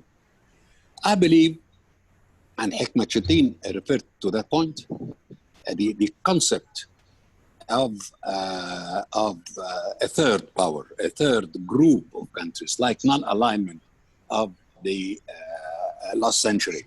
But this time, this non-alignment between the two superpowers, especially that it is the Cold War, the next becoming Cold War, is between two major countries, not between two major blocs. So this is something new. Therefore, I think that the time has come for all of us, North and South, strong and weak, rich and poor, not only the poor, the South, the weak, but all of us to think of grouping in order to prevent the rigors of a Cold War that would really threaten international peace and security and would lead to destruction of whatever system, either existing or the system that would come. I don't know whether there is some more time for me to add some ideas, but I believe that we have to pay attention to the international situation around the multilateral system, and that the idea of a third group, a non-alignment model 21st century, should be also probed as an idea that intelligent people like you, like this panel and other panels, should address precisely, specifically, what should we do? Can we really renovate the international system, the multilateral system, into big powers? And if we can, shouldn't we think of a group of countries that should intervene and prevent and appeal and work against such a situation that would end up perhaps with a confrontation, a violent confrontation, and again, wars by proxy, and again, so many of the ills that the current system is suffering from. Amrit, thank you so much. It really illustrates the kind of gems that we're looking for to come out of this stimulation of minds and sharing of experiences, new ideas that emerge that we can work with, distill, share, exchange views on, and really pursue and see what we can build out of it. So thank you for exactly what the kind of things we were looking for. Alan, you're next, and then Abdul after that. Yeah, thank you very much, Gary. And I also echo your points. I think Amre Musa's framing of the importance of middle power countries or groupings of countries to take forward international law and multilateralism is very important. And there can be a lot of cooperation in there. And my country, New Zealand, participates in some of those groupings. There's a new grouping, for example, on nuclear disarmament of middle power countries, initiated by Sweden with 16 countries, some allied states, some non-nuclear, and New Zealand's part of that. I think that's really important. But one more thing to add with regards to the US-China, not so much on the Chinese side, but on the US side, is we also have to think about how we can influence the administration from the inside, not just from the outside. And here, the importance of the Congress shouldn't be minimized, because Congress provides the authority for acts of the government, particularly with regards to funding any of those. And so Congress can put the brakes on a runaway administration. And that's one of the reasons why we're working very closely with the US Congress on various acts to prevent a unilateral use of force by the United States against North Korea or against Iran, first use of nuclear weapons. We're getting resolutions into the US Congress on that. So I think that we can have a multiple approach working from outside middle power countries and from inside. Three other quick points. I think what Mr. Shivadzi said was very important. The United Nations has many different aspects to it. I work mostly on nuclear disarmament, and if we try and take nuclear disarmament to the Security Council, we're not going to get very far, because the P5 all have veto power and they'll block it. But that doesn't stop us from using other parts of the UN in order to get the illegality of the threat or use of nuclear weapons affirmed by the UN system. we went to the International Court of Justice and we got the decision in 1996 on that.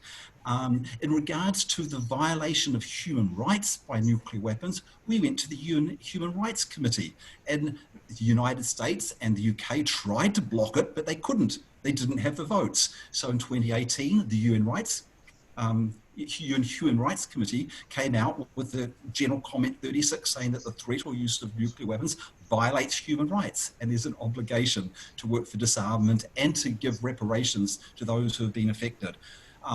There are many other examples I could give, but in the absence of time, I'll go on to a couple of the key points which I think are important. The other point, and this is where I think Mila sort of raised this, the human security element and where we're moving forward with regards to COVID-19, we really need to look at military spending. At the moment, governments collectively spend 1.9 trillion on military. And knowing that guns, militaries could not prevent COVID-19 from breaking out, nor could they address the economic and health concerns, we need to invest more into public health, into human security, into sustainable development and sustainable economies. So we need to take some of that resources from the military, which is overblown at the moment. Some countries have already done that. South Korea and Thailand have both announced that they're reducing the military budgets in order to cope with the public health and economic aspects of COVID-19. More countries should do that. And finally, the initiative of the UN Secretary General for a global ceasefire. This is a really interesting initiative because it's not just a call, it's backed up with UN special envoys working with warring parties.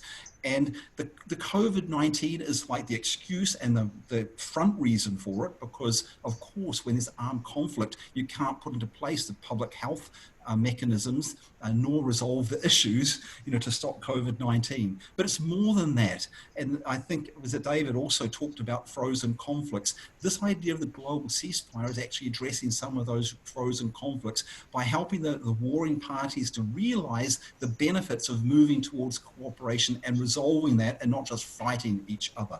So more support for the global ceasefire from civil society, from parliamentarians, from governments, and to see it as the way it's progressing. It's not 100% successful, we know that, it won't be immediately, but already some warring parties in some places have agreed to adhere to the ceasefire and to resume discussions on resolving the conflicts. So I think this can grow, and I think the global ceasefire can be part of a movement of moving much more to human security and away from the use of force at the subnational level as well as the international level. Thank you. Thank you, Alan, very much. Been very practical. Abdul Aziz. Yes, sir. I just want to add one or 2 points to this issue, because now we are incapable and to a certain extent unwilling to stop the erupting wars that are taking place right now. We have a war in Yemen, we have a war in Libya, a war in Syria, north of Iraq and Afghanistan. The situation in Mali now is disturbing. The terrorist groups are using this vacuum and coming to instigate hatred and confrontation between different factions. The superpowers are not really willing or interested in stopping these wars. They have the will to do it and the capability to stop these wars. So if they failed in this small level, how will they do with a bigger level if a major war erupts? So we have to work hard to disseminate the culture, the awareness of the danger of such vacuum that is making these wars go on, killing people, destroying the countries, and creating more animosities. Look at Libya now. Many factions are fighting, and many interventions are coming from different parts of the world, internationally and regionally. The Yemeni situation is the same. Syria and Iraq, in the north of Iraq. So I think the inability of the Security Council to stop these wars, while they are responsible for maintaining peace and security in the world, this is what the Charter says. If they are not able to do that, how can they stop a major war? This is number one. Number two, the civil society institutions and organizations can do something here. If they master their efforts, coordinate, and work hard to voice their disagreement and rejection of this vacuum of leadership that is creating this inability, which creates many miseries and hardship for many millions of people all over the world. So I think if the big powers and the superpowers are not doing their job, I think the others should do their job. And I think this forum, this web conference, is another, mean of disseminating this culture and this awareness. And I hope it will, expand on different levels, because they will not come to stop these wars. I'm 100% sure. Some of them are benefiting from these wars going on, to sell armaments, to do something here and there. And we can see this, for example, the war in Yemen now is in its 6th year.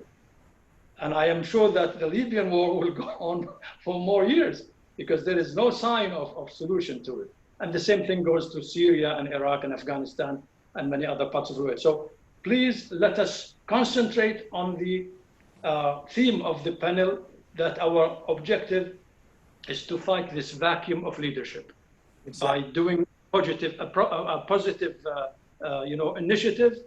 initiatives to fill this vacuum. Thank you very much. Made a very strong case for it. Thank you so much. Okay. A minute. 1 minute. Okay, I think. May I? Hello? Yes, Dr. Musa. Can I? Or of course. Or the meeting is adjourned?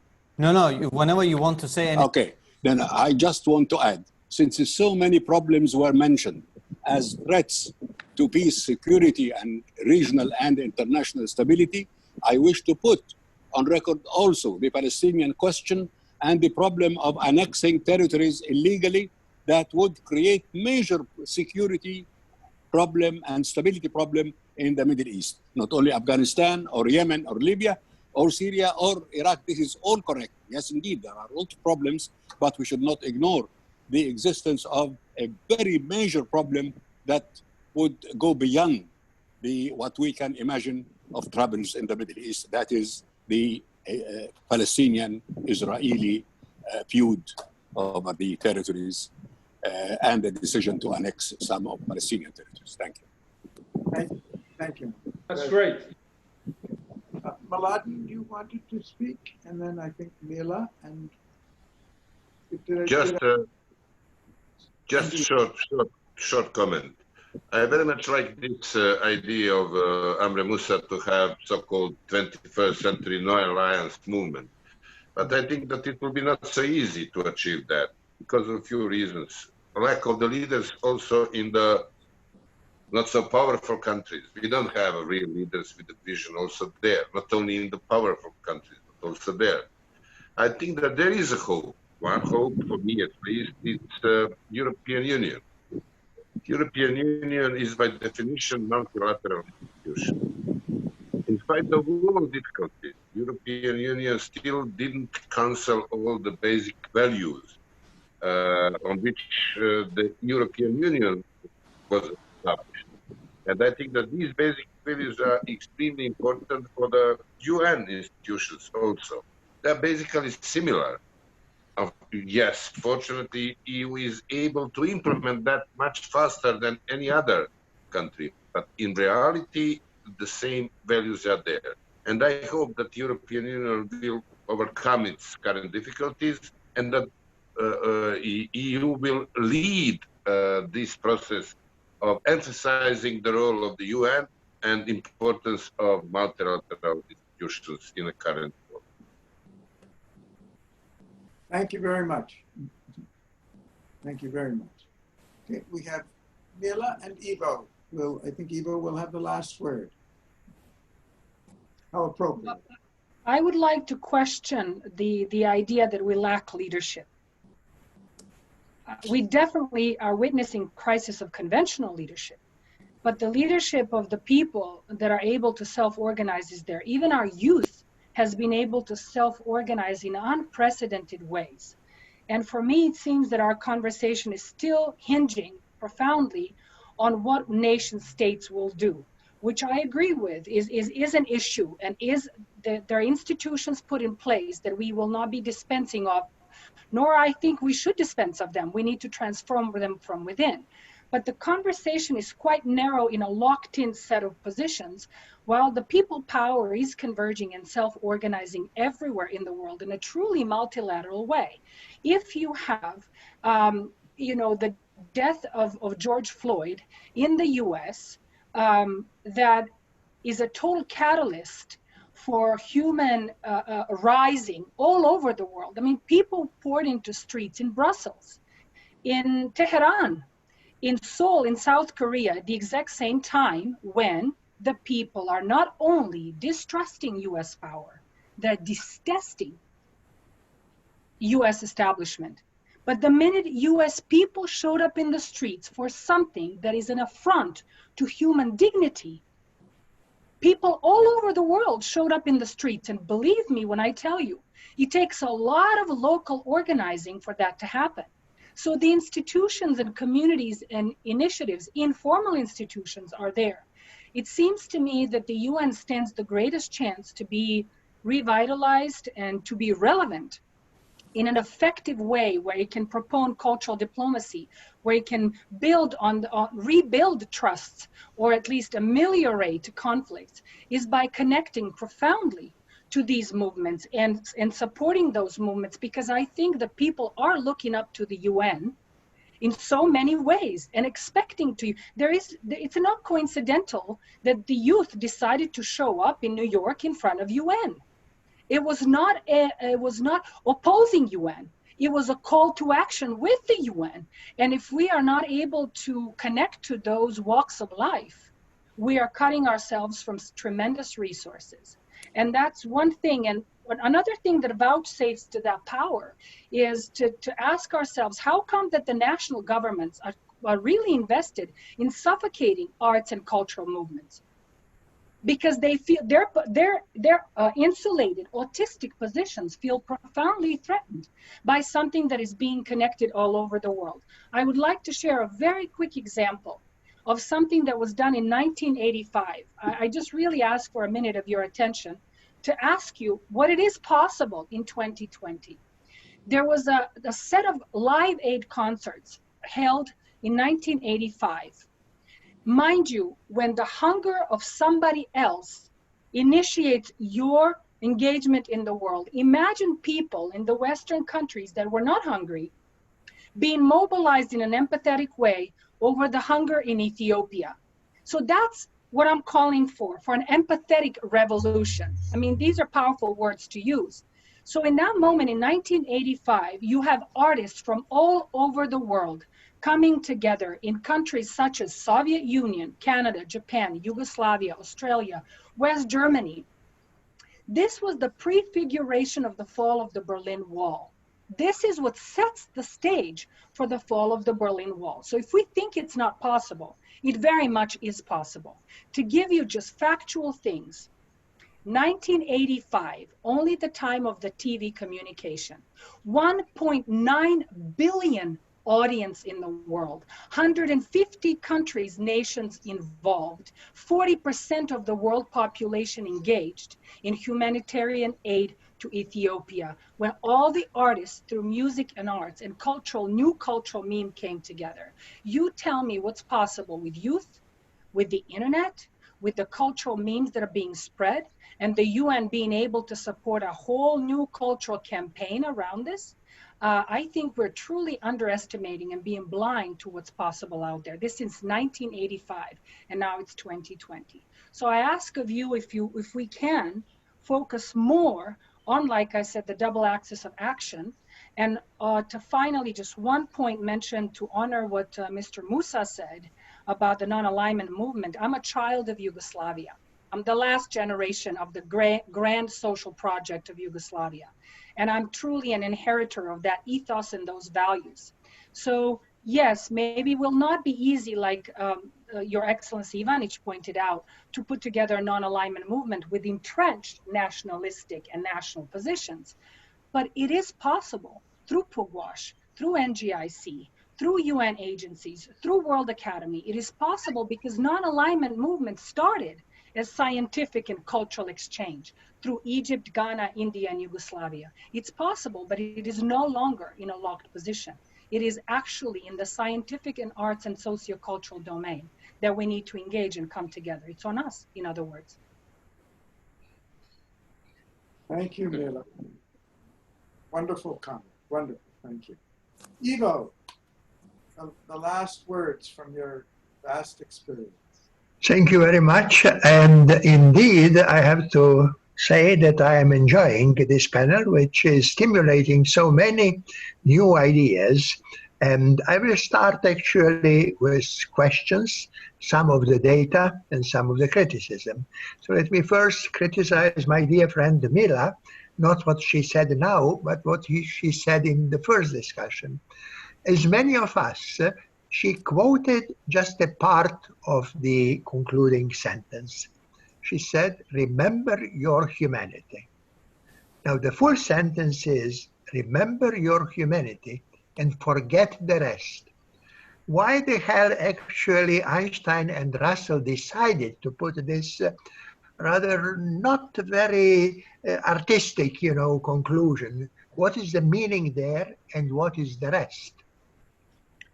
Now, several of the data, when you look various polls, then all polls now through several decades show that most of the countries, most of them democratically, where people were elected in the free and fair election, consider that their country is going in a wrong direction.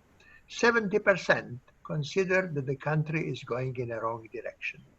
What is the meaning of that? Also, there are a number of data showing polls, showing what is happening with opinion of various segments of the society. And strangely enough, military is quite high. The armed forces are quite high. And then, of course, naturally, medicine and science are very high. And the parliament is even lower than the executive, quite low. What does this mean? Is this related to the question I asked, to the data that I mentioned before of 70% believing that the country is going in a wrong direction? I don't know. Of course, a comment on non-aligned movement, it still exists. However, they have regularly meeting and so on. And when you speak with the people from the non-aligned movement, they will say, of course, that there are more countries now in the non-aligned movement than at any time. However, definitely, it does not have the impact that it used to have at the time of Nehru, Nasser, and Tito. At that time, it had and at that time, that was one part, so this connects with the leadership, but the other is, at that time, the world was basically two-body problems. Politicians apparently have problems in going over the two-body problem, which is okay. Physics also has that problem. Whether we could do something in that direction is also dependent whether there are, because from the two-body problem now we have something like 6 or 7. There is the EU, there is China, there are various alliances and so on. So yes, this is a number of the very, very serious problems. We still are using the old tools. And one of the old tools is war. And I think it was Mr. Musa who mentioned the number of wars, and I think it was Abdulaziz that mentioned a number of wars that we have today. Let me just say that about 12 years ago, General Colin Powell and I, at one of the many World Academy conferences that we organized, that one was in Istanbul, discussed the question not whether war is moral, whether war is legal, but the simple question whether war is useful. And we very quickly came to the conclusion that after the Second World War, war is not satisfying the definition of von Clausewitz, is not. the continuation of policy by other means. All the countries that started wars wanted to achieve something, rarely lost. War is useless. So, and not only that war is useless, when you look at the old Roman proverb, which says, prepare for war so that you can enjoy peace, para bellum civis pacem, and then you look at, I think it was Sydney and Economist, think tank that listed what are the most peaceful and what are the most unpeaceful countries. And it turns out that countries that have nuclear weapons are really least secure. So rather than bringing security, it does the opposite thing. So we have to think very, very carefully what to do, how to change it. And again, if we are going to follow what the United Nations said, transform our world. Thank you very much. Thank you, Ivo. Thank you for those closing words. And I would like to use my last words and then hand it back to Rovshan, who started the whole thing, just to thank all of you for your very thoughtful, creative thoughts. I think some very interesting, valuable insights have come from this. Things, as I said, we can work with, and we have time, and we will take them seriously and come back to you to see how we can develop them and what seeds we can grow out of this. And thanks to NGIC and Rovshan for all your hard work putting this together, your team putting it together so well on such short notice. Thank you. And safe travels back home too, for everybody. Thank you, Gary, and for joining. I think that it's everyone to share their experience. Because time is limited, but maybe like some points which can be sought for food for the thought for the upcoming discussions. The world has changed. Society is no more the same civil society. United Nations is no more expected to be institutions. I mean, in this vision from the young leaders, our youth. When you see that youth are like going and having a demonstrations, the biggest question is going to be if United Nations and Security Council and Secretary General are going to respond to the demand of the society, and how long the society is going to wait for this response. If it's going to be failed up again, then it's not going to, I mean, how society and young generation is going to work out.